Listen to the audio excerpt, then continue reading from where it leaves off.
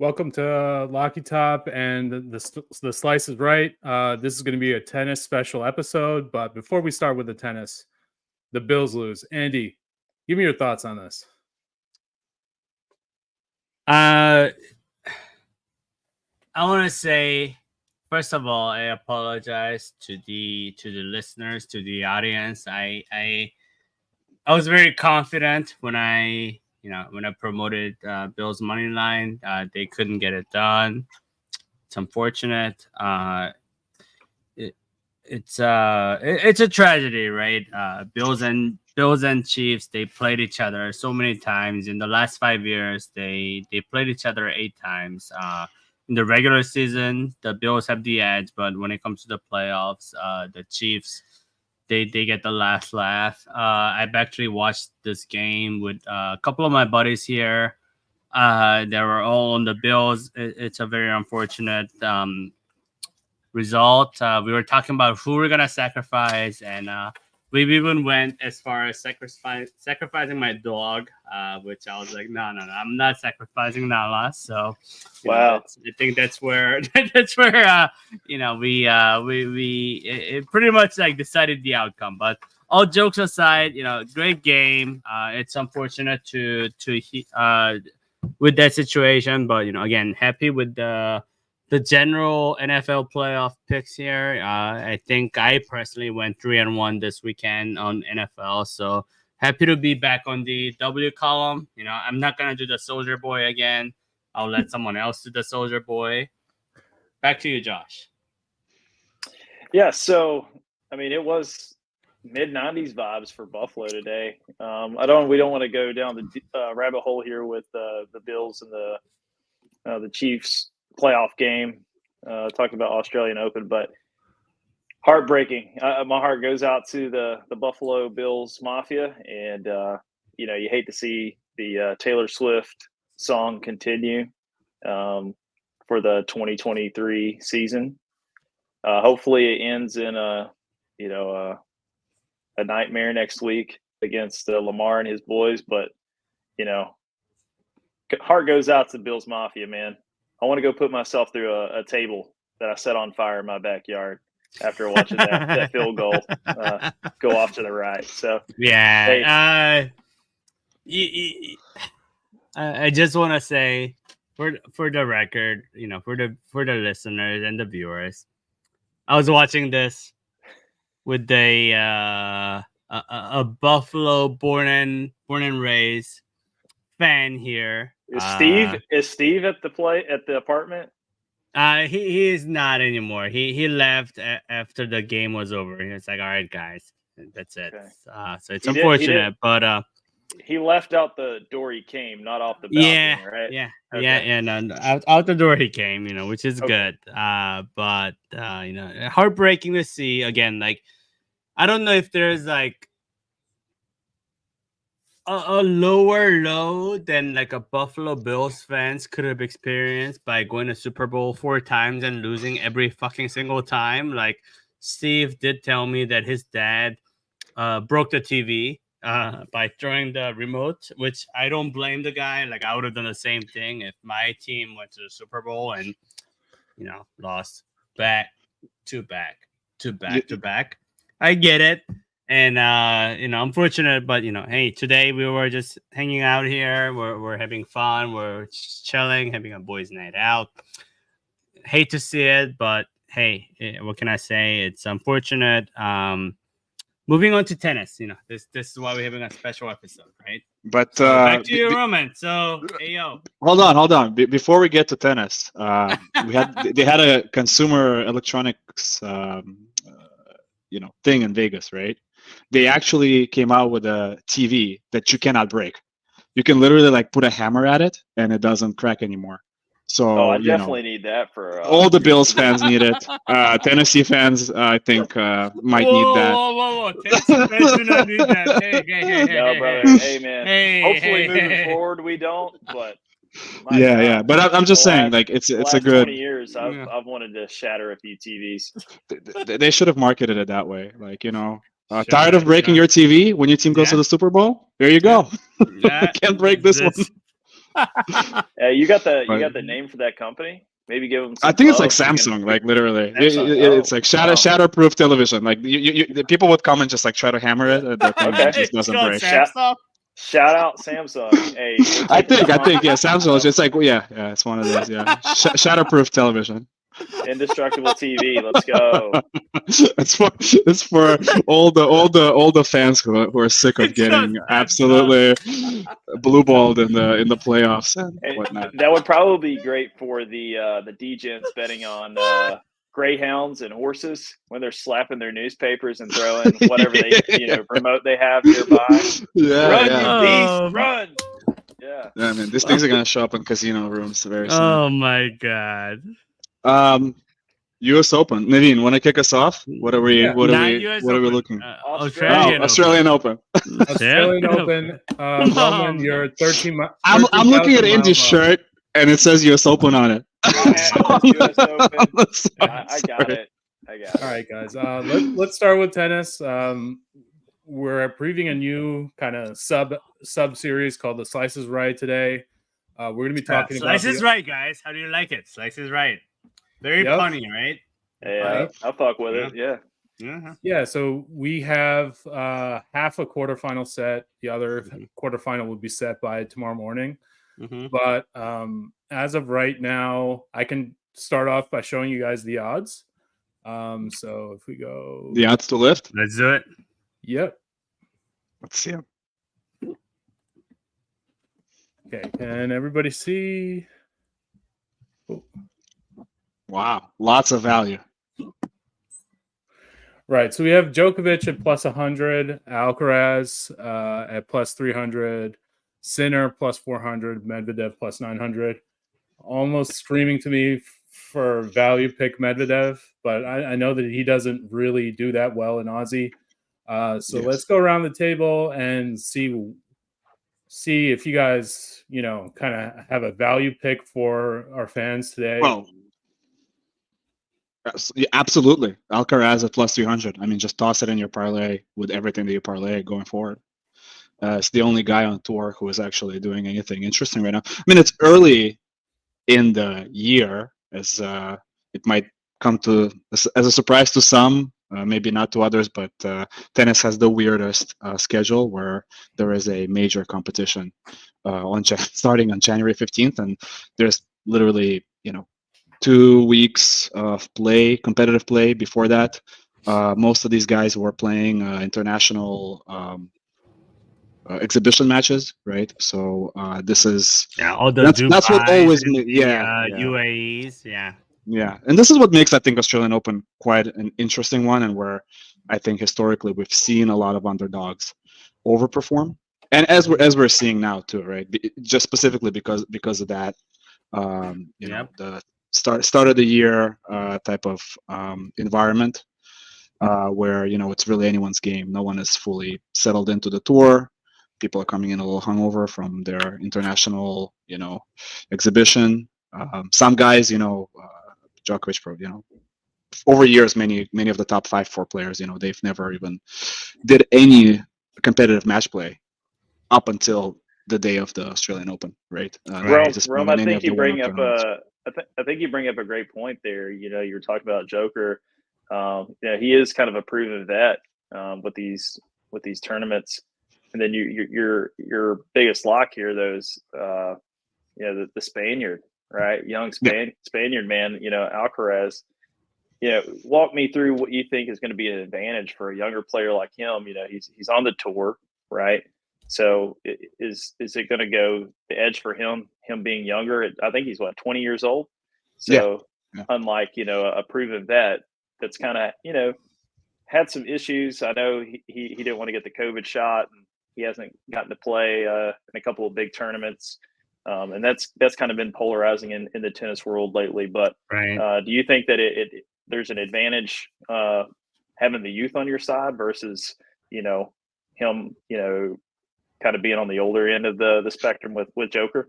I would honestly, I would even go a bit more controversial on that answer and say that I think his youth is actually his disadvantage right now, because he is having a bit too much fun on the court. And I know like a lot of commentators will go out there and be like, oh, it's so nice to see. He's just enjoying the game. He is having so much fun. Yada, yada, yada. No, you shouldn't be having any fun whatsoever, especially not on a tennis court, especially not an Australian Open, right? In the Hey, summer. No fun. You should not be. Yeah, no fun. No, you shouldn't be like hitting winners and big smile on your face, like, oh, I hit a winner. Like, that is what's gonna ruin this guy's chances of performing at a high level for a while until he understands what it means to perform to the extent where I think he wants to perform, right? Because of all the guys you look at there, right? Novak obviously proved himself. Everybody else, none of these guys are consistent and can perform at a top one, top two, ranking type of performance for year 2, 3, 4, right? When we look back at the way Nadal and Federer played years ago, when they were losing one or two matches a year. I mean, one or two matches a year, and to each other, right? Did you see Nadal laughing on the court? Did you see Federer smile on the court? I mean, these guys were dialed in. Covered in red clay mud, just getting beat by. Yeah, no, there was no laughing. They actually had that Mamba mentality, right? Yeah, Andy's gonna love this. Mamba mentality. Did you see Kobe laughing? Job's done. Job's not done. Job's not done. So I think when I look at Alcaraz play, I see a bit too much joy. And again, I think that comes with a young player. Nadal, he was a killer from the start. Like 17, 18, look at him play. There was not a smile on his face. He's extremely serious. Every shot, every point, not allowing any antics. Where I think Alcaraz does allow a bit of that for himself. And so I hope that, he manages to understand what it takes to take his talent, his potential, which is a potential of being the most dominant player when Djokovic inevitably goes down. And it starts here. I mean, it starts here. It starts with this Australian Open, and I think he has obviously every chance to take down Djokovic. But the truth is, it comes down to the mental capacity of a tennis player, and I think that's where at the end of the day, where and why Djokovic wins. So I think like just looking at the odds though, right? Like taking Djokovic at even money, basically to go ahead and beat a very, very informed Fritz, right? Guy, just dispatched of Tsitsipas, right? USA, yeah, extremely informed, right? And even more dangerous than that, Yannick Sinner, very much in form, so right. So those are the guys that Djokovic has to deal with to get to the final before he even gets to face off Alcaraz. And Alcaraz probably not gonna have a lot of issues coming up on the next round. And then he's going to play who? The notorious punter Zverev or Nori, right? So you see how that's basically ending up in like he has a cakewalk into the final. I think if you look at Djokovic over the past years, right, being number 1 ranked, being number 2 ranked in a tournament bracket guarantees you sort of a cakewalk into the quarterfinals. You don't play anyone. You don't play anyone. But look, he earned it. He earned it, right? He earned it. No one wants to get you. Yeah, but look at Djokovic, right? Yep. He had tough. He had second, right? He drops the set first round. He drops the set second round, right? Those are not cakewalk 6-0, 6-0, bagel, French fry type of plays, right? Then he has to play against 2 very potent, very dangerous, very informed players. Fritz, potentially Sinner, or Rublev. I mean, who is also very much informed. I don't even know if Djokovic makes it to the final, right? Like you have to give that. You have to discount that. No, that's what I'm saying. Like the plus 100. I think is a little bit off the rockers here. Yeah. Roman, let me ask you this: do you feel like this is going to be kind of like the passing of the torch from Alcaraz, or excuse me, from Joker to Alcaraz here? I mean, I think the passing of the torch, like in a large extent, happened already. I mean, these guys have had a few, head-to-heads where Alcaraz has, shown Djokovic the way to the showers. So that has happened. But Andy, feel free to chime in on that, man. All right, so no, I don't. I will I know take he's about to this say. opportunity to say that between Roman, Naveen, and I, we've been discussing tennis and the torching of the, passing of the torch. And I quote Mr. Roman Steinberg in 2017. Yeah, the torch has been passed, and there's Wow. nothing more. And this is 2017, and I remind you, the listeners, that since 2017, Roger Federer has extended his slam streak. Rafael Nadal has extended his slam streaks. Mr. Novak Djokovic was sitting at 14 slams, and he has extended his slam streak, and he's sitting now at how many? Remind me, 24. 20. Yeah, 24. 24. So Kobe. again, not it's So we're looking head to head here. I don't think the torch has been passed, right? well, I would say the one big event that you can't just look at the numbers and say like torch hasn't been passed is that he won the fucking Wimbledon. There you right? go. That's to me. Beat his ass on the grass. That's all you got to say. Yeah, it's like, hey, you can say like it's almost like let's like, I don't know, like what's like the right comparison. It's like looking at like Phil Mickelson, right? Like, okay, like Tiger beat his ass all the time, sure, and you can never say Phil was the best golfer all around, but when you compare Phil to everybody else, okay, was he better than everybody else? Yeah, probably. Did Phil win enough shit to say solidify that claim? Yeah, probably. And like I think like with Alcaraz, like what tipped the scale was that he beat Djokovic at Wimbledon. It was similar to how Nadal beat Federer. And there was a documentary about it, right? When Nadal beat Federer at Wimbledon, it was such a big deal that they made a documentary about it. And honestly, like I will say, like I, as a Nadal fan, like I'm not like actively rooting for Djokovic to lose, but like every time I see Djokovic win, I have to appreciate like, holy shit, like what a greatness I'm witnessing.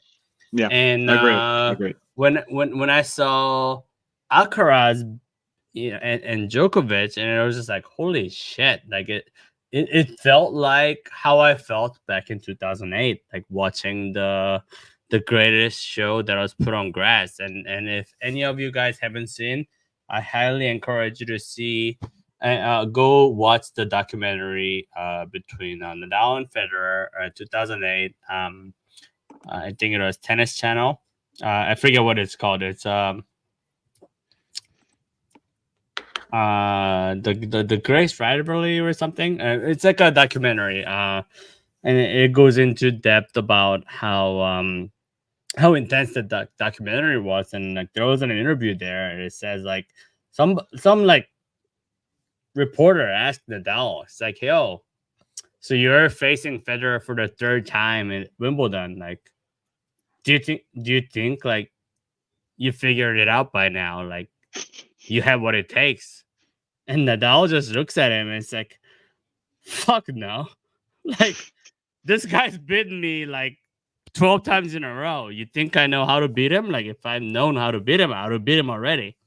And like, I feel like that kind of like, speaks even true today, like when it comes to Djokovic, right? Like, everybody on tour is chasing and they're thinking, how can I beat Novak Djokovic? And it's harder than it sounds. It really is harder than it sounds. Like, there's not been that many people that are successful at beating Novak Djokovic, and that's why I think the Wimbledon victory was very special. Now, do we think that's sustainable? I don't know. Like, I'm more of a show me what you've done, and I'll like hop on the bandwagon type of person. So maybe if Alcaraz can show me that he can beat Djokovic consistently, I'll jump on the bandwagon. But until then, I'm gonna stay with the the good old faithful, I'm gonna say Djokovic wins the Australian Open, and this is no different than me saying if Nadal was healthy for French Open, I would always pick Nadal. Same reason here. If Djokovic is healthy, I think at Australian Open you have to pick Djokovic. There's no doubt about it, and you'd be stupid not to. Yeah. I think for me, I like Alcaraz. I think he's, very good player. He's going to be the next, dominant guy. But as a fan, I like the way Sinner plays tennis. So Sinner again is on Djokovic's side of the bracket. He has a very tough match in Rublev next. If he gets through that match, and if Djokovic gets through his match with Fritz, which is not going to be easy, as Roman suggested, I think we're going to have a great semifinal. While our friend from Spain is going to have Swiss cheese with Zverev, and then Yeah, right. I mean, face he's gonna off have some against nice. either Medvedev or Hurkacz. Is that the first time like we're all in agreement on shitting on someone? Well, like that's Yeah, kind of definitely. cruel. I mean, at this point, yeah. I mean, the guy does not know how to pass a Damn. quarterfinal. Okay. Yeah. All right. Right. I mean, he's a quarterfinal, semifinal exit. So I think if we're looking at like a quarterfinal preview, like obviously yes. If you get, I mean, Nori is a bit of a tougher player, I think, than Zverev in terms of his competitiveness. But Zverev has more of a bang, across his Right. game. But you can't rely on that, right? You have to be consistent. You have to be strong. So but either way, I mean, none of those matchups look threatening at all. And this is again like not to repeat myself, but I think when we look at the odds, I mean, I remember seeing like in this right before the quarter start, right? You would see even Djokovic, Federer, etc. Like they would be like plus 150, plus 120, those kinds of odds. Yeah. Those are Yeah, the plus good old plus days. 100, but Yeah. plus 100 here, plus 100 here against two incredibly difficult quarterfinal and semifinal matches for Djokovic. Just incredibly difficult. So regardless, he's going to be sweating. Regardless, he's already. Take a look at how much time he spent on the court, right up to this point. This is more time he spent on the court than he would have in any other year, just because by virtue of going to these tie breaks, going to these 4-set matches, that takes a toll. So tennis, right? It's a 2-week sprint, right? You have to win every match, and winning every match means winning a lot of points, and you have to win key points. You have to be cognizant of the road ahead. So to a lot of players, it's just this match, but to guys like Djokovic, it's about my recovery, my prep for the next match. You're kind of looking ahead in many ways. So he's definitely put more in his body now than he has in the previous years. So we're seeing the chinks in the armor, I think, right now. Well, hey guys, and I think plus 100 is a ridiculous kind of, almost ridiculous, like almost a ridiculous type of odd to put on him, just taking it all to say I'm gonna beat Fritz, and Sinner and Alcaraz back to back over the next 4 or 5 days. That's going to be difficult. I think for one, Naveen, I don't think you're getting paid well enough for that. Naveen, let me ask you. I mean, Roman brought up a good point about the chinks in the armor there. Speaking as an American fan, right? Taylor Fritz, he's got to play Joker. I mean, I think Joker's probably going to do the job to my boy Taylor Fritz, right? But when we look at it, how many sets do you think it's going to take Joker to take care of Fritzy? I think it's going to take 4 sets. He'll drop the first set is my prediction. Damn, Andy's going 3. I think Djokovic likes to experiment a little bit. It could be 3 or 4. I'm not too sure on exactly what, but again, like I think that Djokovic will take his time in perfecting whatever game plan he has, and he'll go and execute. I don't think it really matters to him at this point in his career. Like, I need to win in 3 or I need to win in 4, but yeah, just thinking 3 or 4. Andy, your thoughts there? I would say I disagree there. I think we're gonna see a massacre, and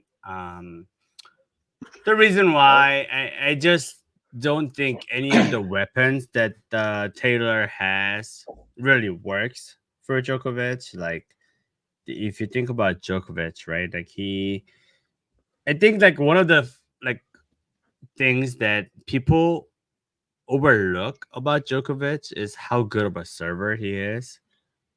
And like Djokovic, when it comes down to it, right? Like he may not be Isner about first serves, but he is very strategic about where he can place first serves and second serves, and that gives him a like pretty good advantage when you think about like serve games now going up, right? Like I just don't see it. I think this is gonna be a blowout again. This might be one of my square picks again, but Very, very much so. yeah, Very very, much very so. much Very so, much very so. much Very so. much. Look, I mean, like let's take a look at And just like, just is there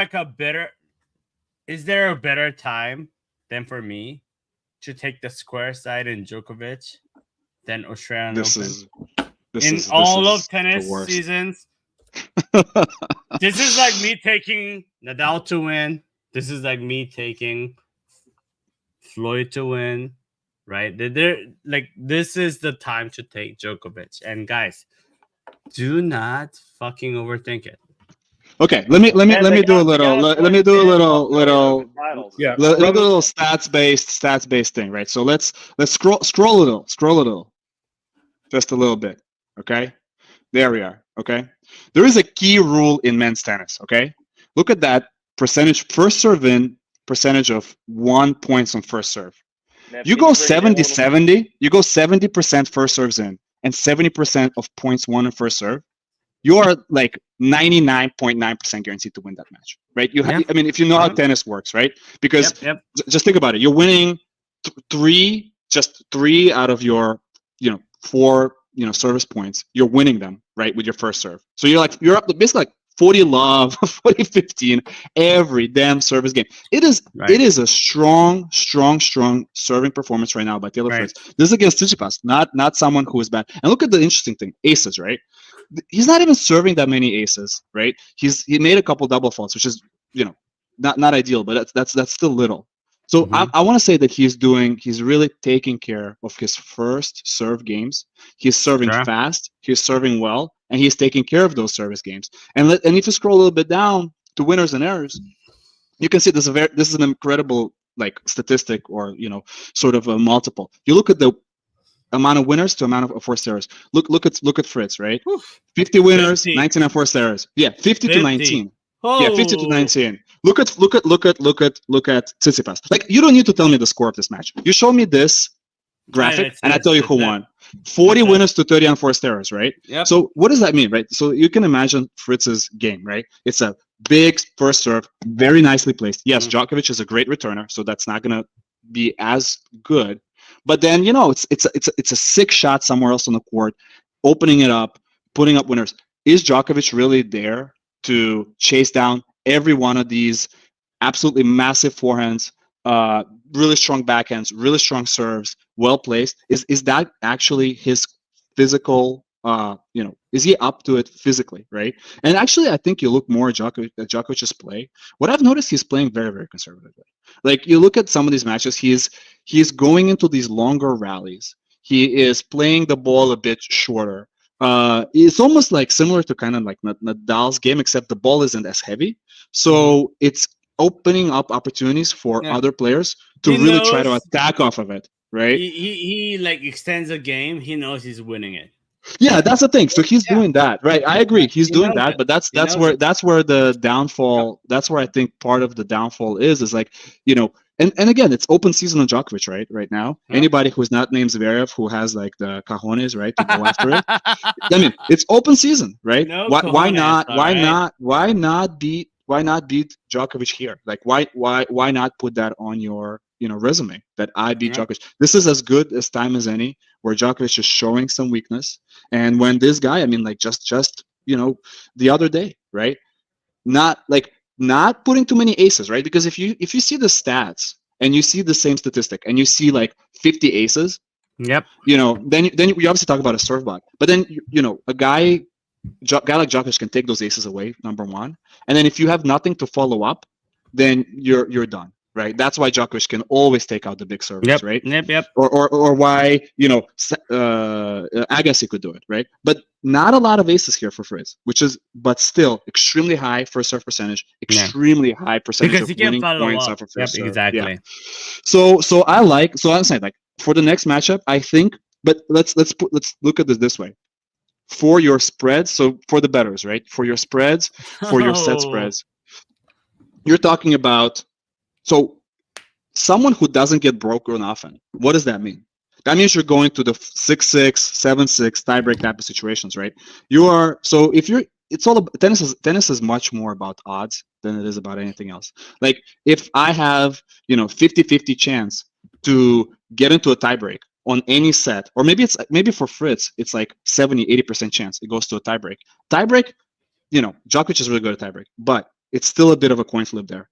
And now you're saying, okay, I just have to get to the tiebreak. I just have to take care of my serve. I don't give a shit what Djokovic does. I come in, I execute my first serve 70%. I try to win 3 out of 4 points on my first serve, get that 70% first serve in, 70% of points won on first serve. I am almost guaranteed to get to like 6-6, 6-5, this kind of thing. Force a tiebreak. 3 tiebreaks. Hey, it's a coin.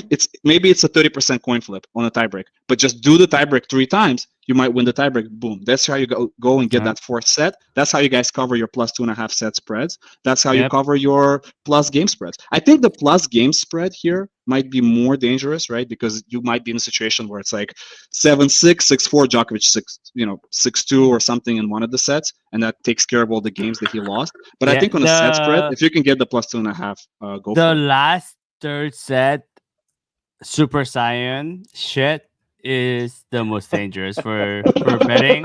And I say that as someone who's watched that before.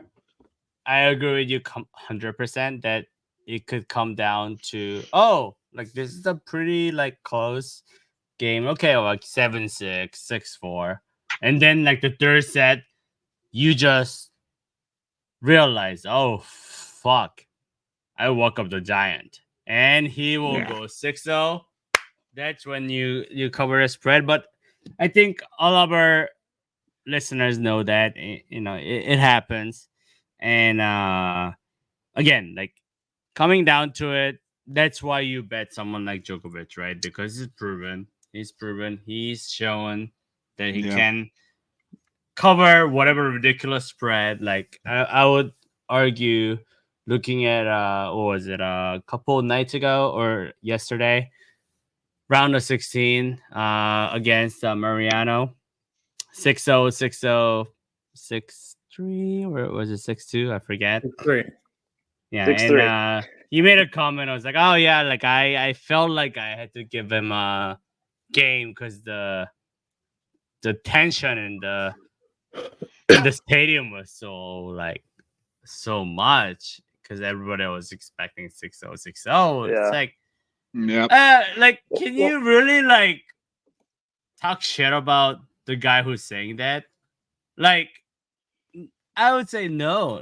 Like, hey, this guy is beating his opponents and he's talking shit. What can you say about it? Andy, speaking of beating opponents, let's talk about Jannik Sinner versus and let's Andre bring Rublev. the stats in. Bring in the stats. And Sinner is up 4-2 over against the Russian Rublev, right? So I don't know if the Italian Stallion's going to be able to do the JOB like he's been doing against Andre. But what are your thoughts on that? Our friendly Russian down there at the bottom. What do you think, Ron? Well, okay. Well, we have to see what happens here. This is going to be an interesting match. But I wanted to show, just for something interesting to show you, is the Kachanov Sinner stats. We can look at the same exact stats. So look at how interesting it is. Let's look at the serve real quick, right? You see first serve in 54% on Sinner side on the left side, right? Yep. That's so like even though he's winning a lot, you see, like even though he's winning a lot on his first serve, he is not having confidence in his first serve in this match. 50%, right? So you'll be like, well, he still won, right? How did that happen? 73% of his first serve points, he wins. He wins, right? But you see, so it's both, right? If you have no confidence in it, Now here's why Kachanov is a real punter. So look, we can skip the winners and errors, like 20, 46, 34 there, evens out, 27, 29 on the other side. But look at points one. If you can scroll down to the points one, yeah. Why did Sinner win? Because he converted 5 out of 8 break points. Wow. And Kachanov 1 out of 10. So this is what's interesting about it. Sinner's that dude, bro. So, but you see, Sinner had 10. He opened his. Well, this is PG rated. He had a lot of He gave a lot of opportunities to Kachanov to really make this very difficult for him. 10 times he told him, "Here you go. Break me. There you go. You have a break point right here." Kachanov being the kind of guy that cannot do much of anything, But 10% conversion on your break points, that's Kachanov's basically punting the chances that he had. But this is a big difference, right? Like you're not serving well. You see, but see what's happening. You're not serving well.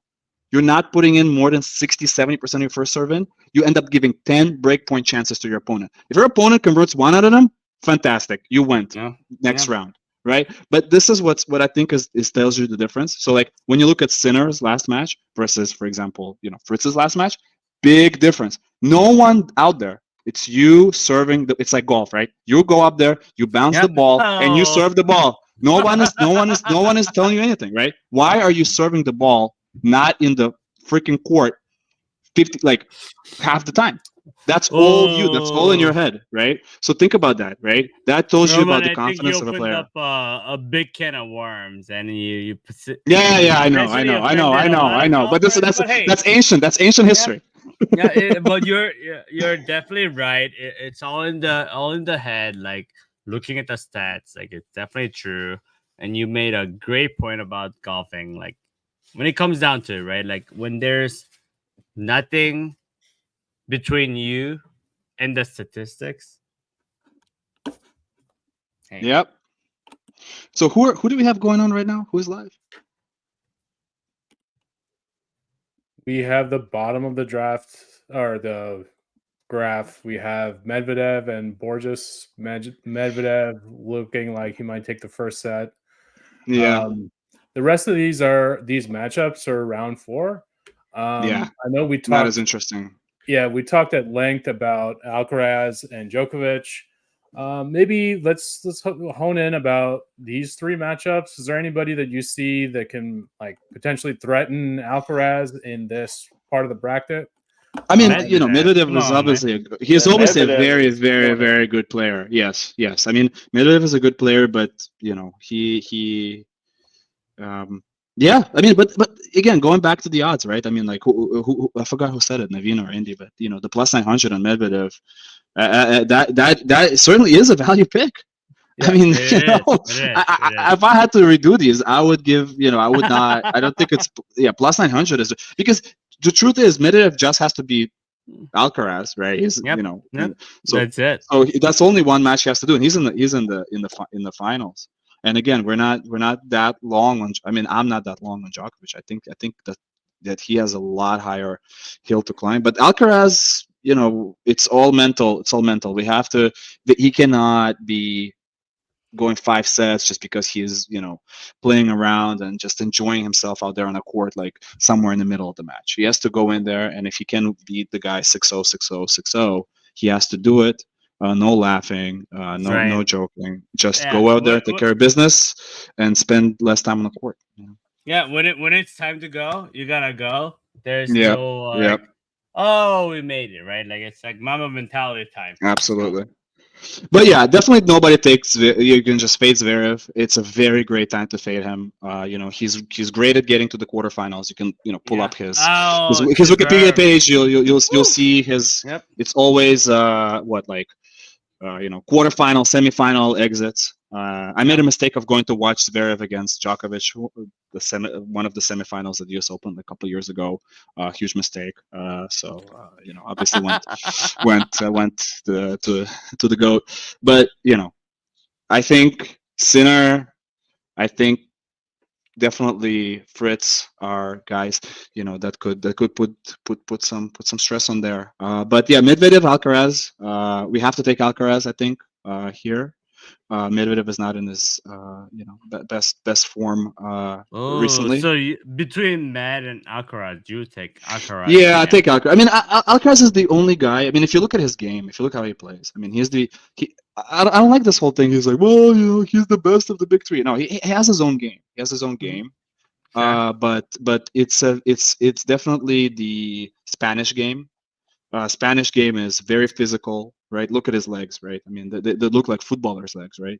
They're very, very strong. He can cover the court from Yeah. They from do the look sideline. like Sergio Ramos size calves. Yeah, no, seriously, look at them, right? Like just take a look at what like look at Medvedev's legs and look at this guy's legs. And then Borges, you can just Borges looks like Bambi on ice out there. Yeah. no, but like they're it's different. It's different. So that's why I think that's again like that's why people say some Nadal stuff. It's Spanish. It's Spanish game. It's a bit of a Spanish school of tennis where you are going after where you can really really physical, highly physical, but he has a lot of the finesse and I think that's where his like the playfulness comes in. He has a lot of that finesse, a lot of that playfulness that comes from type of like Federer type of play. So yeah, there's definitely the physicality that commonly attributed to Nadal. There's definitely some of that finesse, and game planning and interesting type of things. And then he's very consistent too, right? When he wants to be. So I don't know. I think I'm taking Alcaraz all the way. Every game, take him set. I mean, all the way to win for sure. I mean, the plus 300. Alcaraz. Yeah, plus 300. I think plus 300. I think. Oh, look, Medvedev just went down to plus 800. Look at that. So again, right? Like you just lost 100. It's worth the bet. Yeah. Right. Yeah. So I think if you want to take it very long, I think Medvedev, Sinner. Yeah. I mean, it's tough to say Sinner or taking Fritz. I think it's tough to say, but I think Djokovic will take care of business there. I think it won't be easy, but Djokovic will come in tired. Will come in not at his top form, and if Alcaraz comes in at top form, or Medvedev comes in, feeling Medvedev another thing, right? He plays better as the tournament goes on, right? He has that trend of that's his problem. We remember that, right? 5-set matches. Round 1, round 2, round 3, round 4, round 5. Then he plays in the final, another 5-setter, and it's like, man, how's this guy alive? How's he alive? If he took care of every match, 3 sets, that's why he's so hard to bet on, right? 3 sets, every match, he come in fresh legs into the final, he'd be good. But he's always coming in a bit tired into the finals. So, and again, this is fitness will determine some of this stuff. So I'm very, very, very, this is a very good draw. I think this is a very good draw for Alcaraz to win it all, take care of business with Medvedev, come into the final, and play a very tired, Djokovic, who's just had 2 difficult games to play, and take it all the way and make that plus 300 a winner. Cool. So I'm gonna go around the room as we're kind of wrapping up our thoughts here on Aussie. I want your 3 things from you guys. I want the winner of this tournament. I want someone you think is going to take a step down in 2024 overall in terms of quality of tennis. And I want to see if you guys have a pick on the men's side that may reach a semifinal or may reach a final that hasn't reached one before. I'll start off, and then maybe we can go Josh, and then close with you and Andy, Roman. But I'm going to start with picking Novak Djokovic to win the fucking Australian Open. You can kind of set your clock to it a little bit. As long as he's healthy, he's going to be there at the end, and he has, sort of championship experience that a lot of these guys don't have. Alcaraz is the biggest threat. I don't think there's going to be any situation where it's not Djokovic Alcaraz unless there's some kind of catastrophic injury. So I think Djokovic takes it here, but this will be the last major he wins this year. Wow. I think it will be. Giving you a tennis I clap. think the rest of the tourneys this year. Nadal's back, baby. Look for Alcaraz. look for Rafa Yeah. waiting for the past 2 years to play in clay. And also, don't forget about Medvedev or Sinner for U.S. Open. I'm just leaving those doors open. So Josh, I'll pass it back to you here. So let me get your thoughts about what might about those three things. So like a overall winner of the Aussie, a player you're looking to take a step back, and a player that's going to move forward. I mean, I have to agree with you on a lot of your picks there, Naveen. I have Joker also winning his 11th Australian Open championship. I know we got a fanboy down here in this corner or that corner, but I don't see him being dethroned. I mean, it's just his to lose. Just like you said, he's going to lock it down. Somebody take a step back. Not really sure. I haven't been, watching it as much this year on the circuit to see who I would be confident enough to say would be taking a step back. But someone that, just purely based on what I saw the U.S. Open last year, me and Andy went to that in New York. And, I like Sinner, man. I love that you guys brought him up. I think the Italian stallion, as I like to call him, stealing the Rocky phrase there. I think he's going to take care of Rublev. I'm glad that we brought that up. So I see him maybe making some noise either here or, on the clay in a couple months. So I think that's a good rundown for me.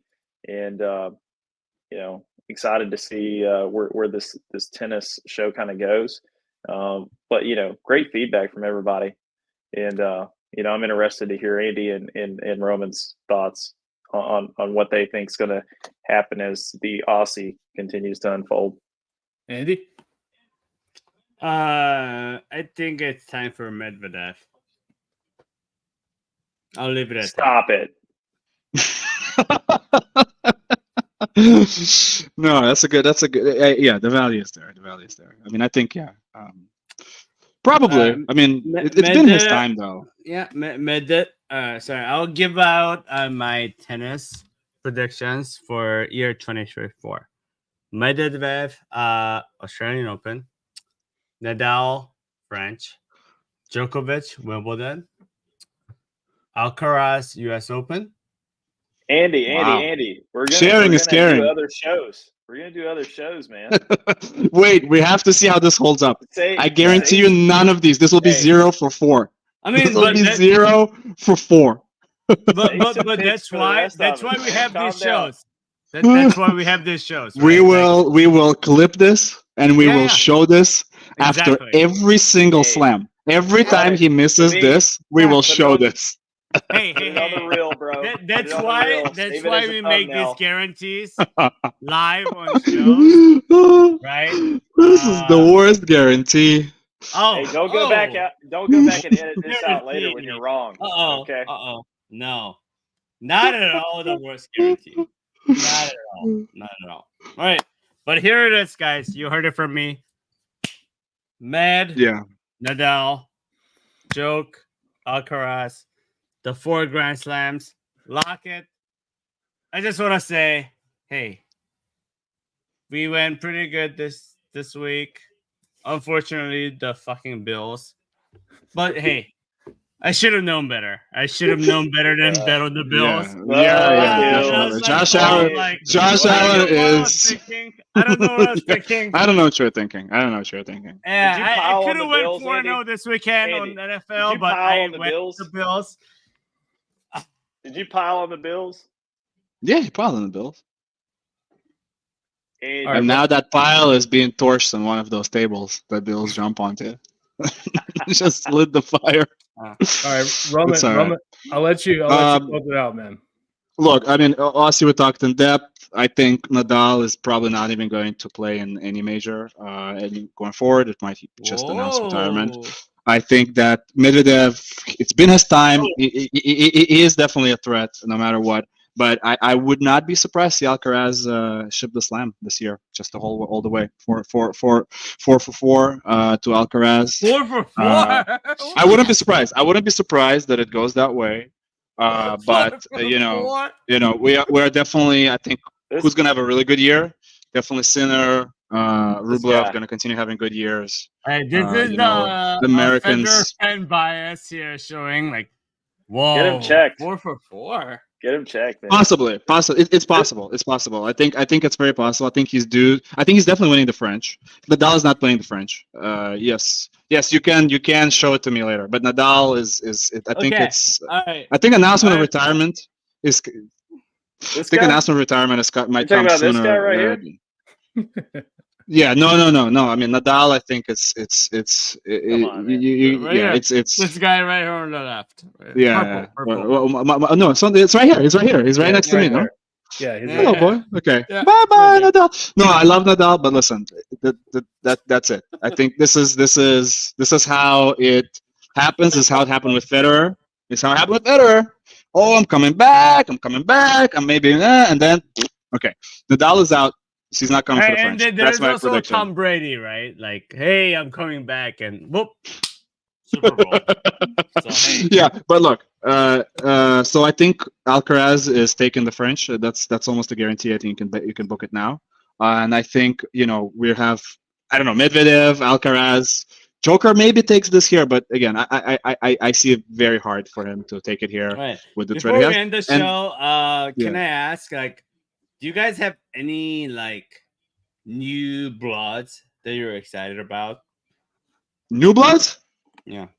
We're talking about Ben Shelton. Shelton's pretty cool. He's a chomper. I was about to say Ben Shelton. Ben, of course, you're about to say from Ben Shelton. Shelton. Of course, you're about to say Shelton. Ben Okay. Shelton. Yeah. Anyone else? Hey, I'm just curious. Let's toss. I'm looking at the rankings. Lorenzo Musetti. Okay. Yeah. So I would Musetti. say for me, it's the Italian guys. It's Italian stallions. There's two of them. Musetti or Sinner that break through. Sinner's made some semis. You always got to think about Rude, but he's he's a rude boy. Sinner is definitely the stud out of those two. Rude.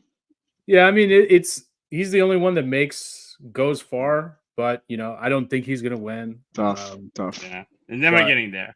Yeah, so it's gonna be a good year for Americans. I think these guys are solidly in the top 20 now. SEC. SEC with Ben Shelton, Tommy Paul, Fritz.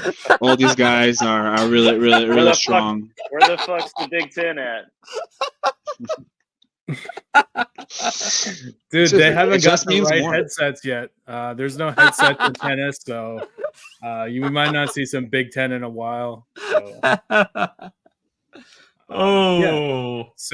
So yeah, guys, I think that was a good attempt at covering tennis. It was definitely very exciting for us to share something new with you guys. We're going to be doing this again right the day after the Aussie ends, so we can assess our hot takes. Which one of us is right? Is Roman stuck gobbling the chorizo from Spain, or does the sun rise in the west and set in the east and Djokovic fucking wins? So 11 in a row, baby. Let's go. Yeah, we'll see.